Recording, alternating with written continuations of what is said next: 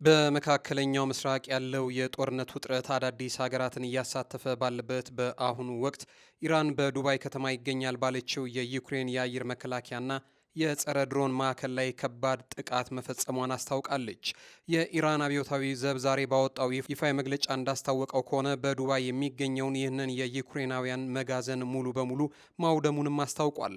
የዘቡ መግለጫም አክሎም በዚህ በወደመው መጋዘን ውስጥ ለአሜሪካውያን ቴክኒካዊ ድጋፍ ለመስጠት ወደ ስፍራው የተጓዙ 21 ዩክሬናውያን ባለሙያተኞች እንደነበሩም በማስረዳት የጥቃቱን ኢላማም በዝርዝር አብራርቷል። ይሁን እንጂ ይህ የኢራን አስደንጋጭ መግለጫ ከዩክሬን መንግስት በኩል ፈጣንና ጠንካራ አስተባባይ ገጥሞታል። የዩክሬን የውጭ ጉዳይ ሚኒስትር የኢራንን የጥቃት ዜና ሙሉ በሙሉ በማጣጣል መግለጫውን ውድቅ አድርጎታል።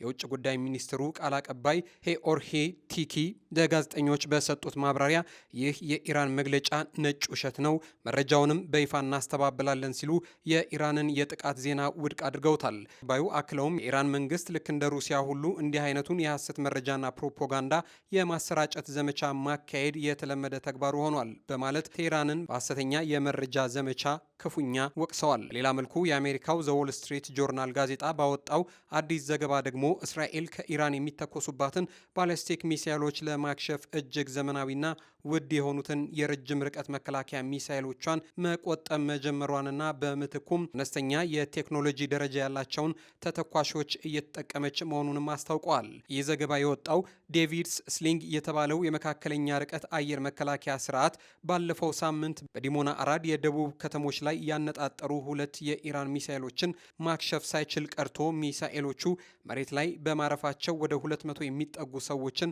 ካቆሰሉና ከባድ የንብረት ውድመት ካስከተሉ በኋላ ነው። ይሁን እንጂ የቀድሞ ባለስልጣናትና ባለሙያዎች ብቻ የጠቀሰው ይህ ዘገባ ሙሉ በሙሉ ትክክል አለመሆኑም ተገልጿል።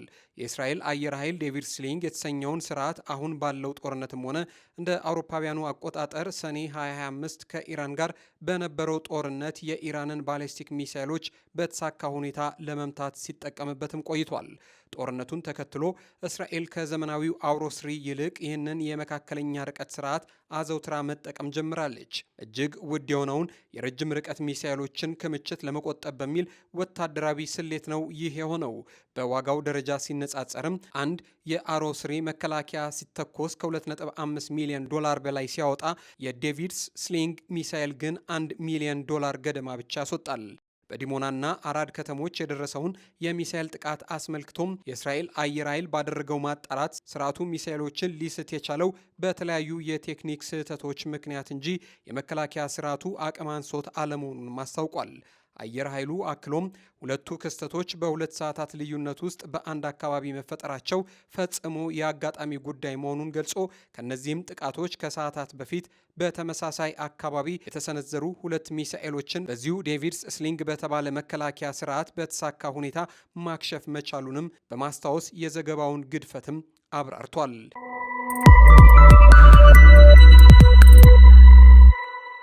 በሌላ መልኩ ደግሞ ከኢራን ጋር ግንኙነት ያላቸው ጠላፊዎች ወይም ሃከርስ የኤፍቢአይ ዳይሬክተር የሆኑትን ካሽ ፓቴል የግል ኢሜይል ፎቶግራፎችና ሰነዶችን መዝረፋቸውን ይፋ አድርገዋል። ባለፈው አርብ የጠላፊው ቡድኑና ቢሮው እንዳስታወቀው ከሆነ ከኢራን ጋር ንክኪ ያላቸው ጠላፊዎች የኤፍቢአይ ዳይሬክተር ካሽ ፓቴልን የግል የኢሜይል ሳጥን በመስበር ፎቶግራፋቸውንና ሌሎች ሰነዶችን በኢንተርኔት ላይ በትነውታል። አንዳላ ሀክ ቲም የተባለው የጠላፊ ቡድን በድረገጹ ላይ ባሰፈረው መረጃ ፓቴል አሁን በስኬት ከተጠለፉ ሰለባዎች ዝርዝር ውስጥ ስሙን ያገኘዋል ሲሉም ጠቅሰዋል።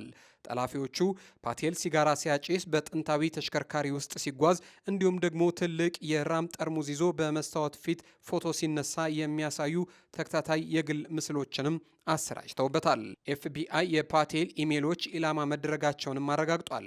የኤፍቢአይ ቃል አቀባይ ቤን ዊሊያምሰን በሰጡት መግለጫ ከዚህ ድርጊት ጋር ተያይዘው ሊመጡ የሚችሉ አደጋዎችን ለመቀነስ አስፈላጊ የሆኑ እርምጃዎችን ሙሉ ወስደናል ሲሉም ተናግረዋል። በተጨማሪም የተዘረፉት መረጃዎች የቆዩና ምንም አይነት የመንግስት መረጃ የሌለባቸው መሆናቸውንም አስታውቋል። ራሱን የፍልስጤም ደጋፊ አድርጎ የሚያስተዋውቀው ሃንዳላ በምዕራባውያን ተመራማሪዎች ዘንድ የኢራን መንግስት የሳይበር ደህንነት ክፍሎች ከሚጠቀሙባቸው መጠሪያዎች አንዱ እንደሆነም ይታመናል። ቡድኑ በቅርቡ መጋቢት 2 ቀን በሚቺገን የሚገኘውን ስትራይከር የተባለ የሕክምና መሳሪያዎች አቅራቢ ድርጅት መጥለፉንና በርካታ የኩባንያውን መረጃዎችም ማጥፋቱን ገልጾ ነበረ። ኃላፊዎቹ ከ300 በላይ የኢሜይል ናሙናዎችን ያሰራጩ ሲሆን እነዚህም ከ2010 እስከ 2019 ባሉት ዓመታት ውስጥ የተላላኩ የግልና የስራ ግንኙነቶችን የሚያሳዩ ይመስላሉ። የሮይተርስ ዜና ምንጭ መልእክቶቹን በራሱ ማረጋገጥ ባይችልም ሃንዳላ ሰብሬዋለሁ የሚለውን የጂሜይል አድራሻ ከዚህ ቀደም በዲስትሪክት 4 ላብ የደህንነት ተቋም በተመዘገቡ መረጃዎች ላይ ከፓቴል ጋር የተያያዘ መሆኑንም አረጋግጧል። ባለፈው ወር አሜሪካና እስራኤል በኢራን ላይ የተቀናጀ ጥቃት ካደረሱ በኋላ ድምጻቸውን አጥፍተው የነበሩት ከኢራን ጋር ግንኙነት ያላቸው ጠላፊዎች አሁን ላይ የሳይበር ጥቃቶቻቸውን በስፋት እያወደሱ ይገኛሉ። ከፓቴል ጥቃት በተጨማሪም ቡድኑ በመካከለኛው ምስራቅ የሚገኙ የሎኪድ ማርቲን የመከላከያ ኩባንያ ሰራተኞችንም የግል መረጃ መዝረፋቸውም ተገልጿል።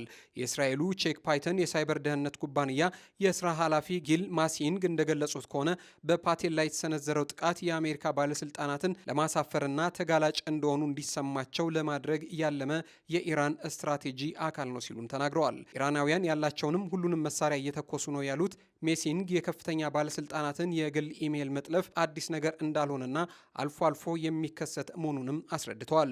በመጋቢት 2 የወጣው የአሜሪካ የስለላ ግምገማ እንደሚያመላክተው ከሆነ ደግሞ ኢራንና ተላላኪዎቿ ለከፍተኛ መሪዎቿ መገደል ምላሽ ለመስጠት የአሜሪካ የዲጂታል መረቦች ላይ መሰል የሳይበር ጥቃቶችን ሊሰነዝሩ እንደሚችሉም ተገምቶ ነበር ሲሉም ጠቅሰዋል።